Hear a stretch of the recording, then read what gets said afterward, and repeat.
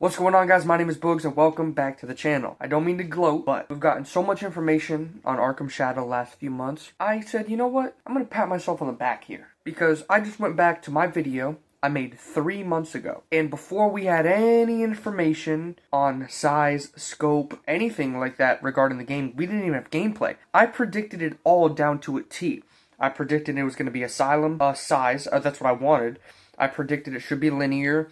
I said it was a Batman Arkham Origins sequel. I said I really hope they can put the combat and stealth into the game from flat screen. I predicted it all, and I'm going to show you that right now. Here's the clip. Roll it. A guaranteed buy if they can do a smooth transition from flat screen to VR using the Arkham formula, specifically the combat and stealth. I would love to play Arkham in that format from that view with the, with thug dialogue and that immersion, they're getting scared, detective vision, all that shit. Honestly, fucking down for it in VR. It seems to be seeming that this might be an Arkham Origins sequel or maybe prequel. I'm pretty sure probably a sequel though. I mean, we're still gonna get more lore, or we're just still gonna get Arkham. Now it won't be Kevin, I know, rest in peace. But it probably, hopefully, I pray, if it isn't, people will die. Not really, just joking. I really hope it's Roger Craig Smith. I think he was so great in Origins, and I think he does a great job playing a young and unprofessional Batman, more or less. I mean, he just doesn't have a handle on his emotions at all. And I think that's a very entertaining, fun, badass Batman to play as, and just to hear. Roger Craig Smith is a talent, but if they don't end up using him, I'm going to be mad. But I'm also worried. Are they going to do linear or open world? I really hope they stay away from open world. I think a linear game, like an Arkham Asylum size, could be good. Now, they could still base it in Gotham. Everyone knows I'm a pop. So as you guys saw, I literally knew what was going to happen. Alright, I'm sorry. No more patting myself on the back here. So now that that's out of the way, guys, I want to actually get into the meat and potatoes of the video. I want to talk about all the new information we got. They just did a 30-minute Q&A, and they showed a lot of gameplay. I'm going to be covering some of the moments I loved that I saw. I'm going to be covering some of the stuff they spoke about, yada, yada, yada. We've gotten so much information. So many of the people who were trashing this game because of it being on the VR platform changed their tune. They really did. And you see a lot of these people backpedaling. And I tried to say that in the video, that people need to relax a little bit. There's been too much in the gaming industry, people judging before anything even happens. Just let the game come out. You know, don't pre-order it, just let it come out. Why are you shitting on the game before it even released? That's the first thing I have a problem with. VR has not been getting the credit it deserves at all. Not even just with Batman Arkham Shadow. There's been plenty of projects that have been just under the radar because people are so closed-minded when it comes to shit like this. But regardless, let's get into some of the new information regarding Batman Arkham Shadow. Alright, so the first thing, guys, we saw lots of new gameplay, lots of new stuff. We've seen a couple of combat moves that were really cool to see being done in VR. We see Batman, we see the player, but, Batman basically grab the guy's leg and you get to smash and break his leg yourself. All that looked really, really cool. We saw some more stealth stuff. We saw, kind of how the minigame works with stealth. You put your arm around these guys and you gotta fucking wrangle them to choke them out. We saw some vent takedowns, so you're in the vent and, there's a guy right there and you just burst out of the vent, take him down. I think all of that looks beautiful. And some of these mechanics weren't even in the old game, so they definitely did not even just focus on Asylum and Origins and City. They actually took some stuff from Night when it comes to stealth mechanics. We also found out so much new information. We're going to try to cover most of the important aspects of the game. So I'm not going to be covering everything. If you want to see the full Q&A, the link is in the description. I really recommend you watch it if you're excited. Also, guys, I do want to note that this game made me buy one. Okay, people? Made me buy Quest 3. So, there you go for that. But, I'm just kind of that guy.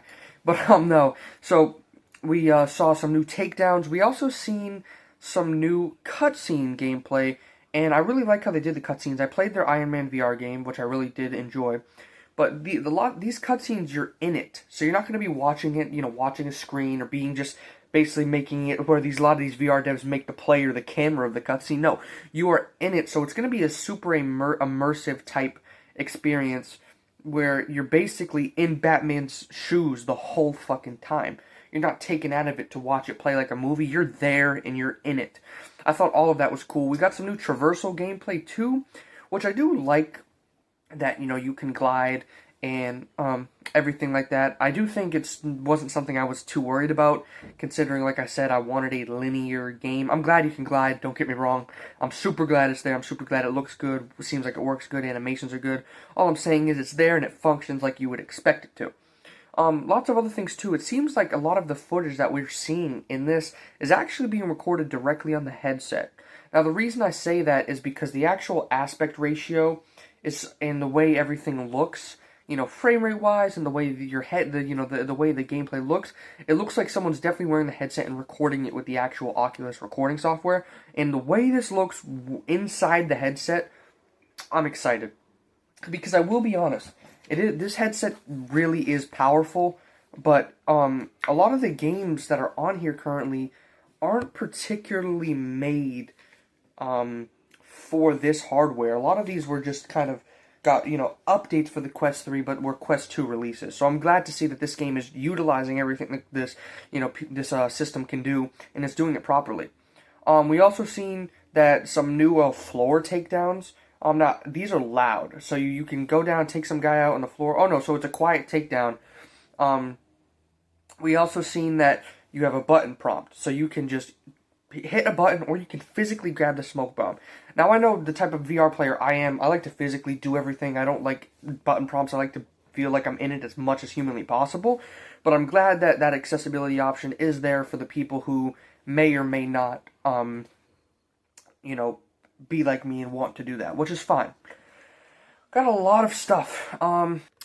Now, we got some more information about the actual world of the game, which, like I said, I'm super glad they went a linear route. The open world route is not necessary, and this way we get a much more compact and, you know, tightly knitted experience compared to an open world where you could get performance issues and just emptiness and bloatedness for no reason.